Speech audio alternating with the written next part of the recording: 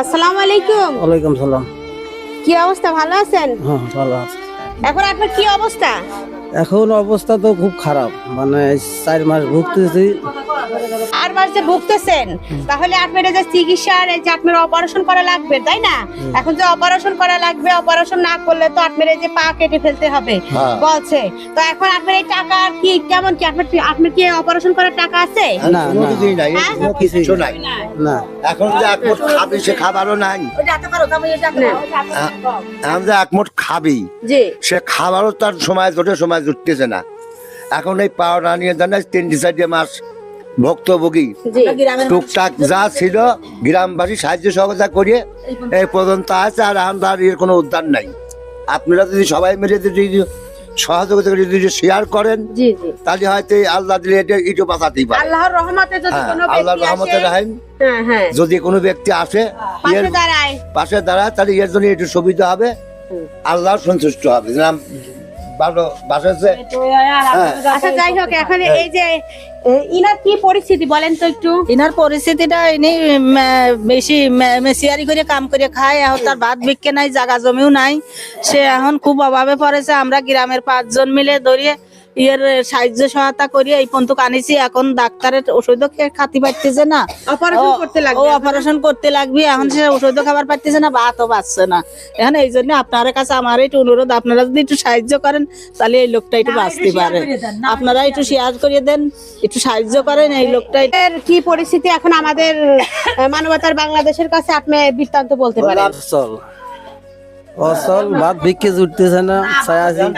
হোটেলে কাজ করতাম, হোটেল পার ভিতরে অপারেশন করা লাগবে, লোহা ঢুকছিল।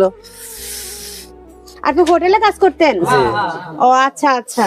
তো এখন যে পরিস্থিতি, এখন হচ্ছে ইমার্জেন্সি টাকা লাগবে, ইমার্জেন্সি টাকা লাগবে। এখন টাকা হলে পাওটা অপারেশন করলে আপনি আগের মতো আবারও কাজ করে খাইতে পারবেন, তাই না? একদম সহযোগিতা করতে আমার ভাইটার জন্য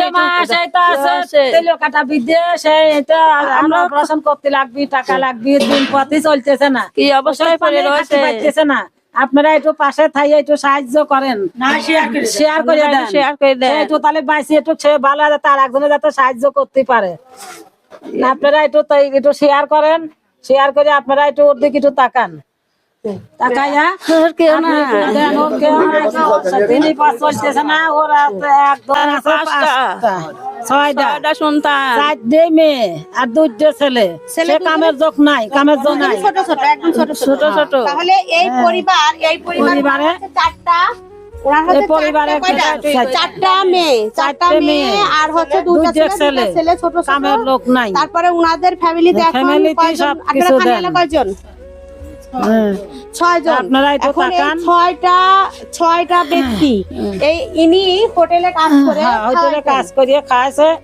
আর এখন এমন পরিস্থিতি হয়েছে যে এখন ইনি তো অসুস্থ, উনার ওষুধও কিনতে পারতেছে না, ডাক্তার দেখাইতে পারতেছে না, ইনাকে হচ্ছে অপারেশন হবে, অথচ অপারেশন করার মতো কোনো পরিস্থিতি নেই। গ্রামের এলাকাবাসী সবাই দেখছে, দেখার পরে 3 মাস না, কতদিন হয়েছে? 3 মাস হয়েছে। এখন যে পরিস্থিতি হয়েছে, আসলে এলাকাবাসীরও এর এখন একটা টাকা লাগবে, এলাকাবাসীর এরকম কোনো সামর্থ্য নেই। এখন আপনারা যদি সবাই একতা হয়ে, 10-এর লাঠি 1-এর বোঝা, সবাই যদি একতা হয়ে ইনার পাশে দাঁড়ান, ইনশাল্লাহ উনি আগের মতো আবার সুস্থ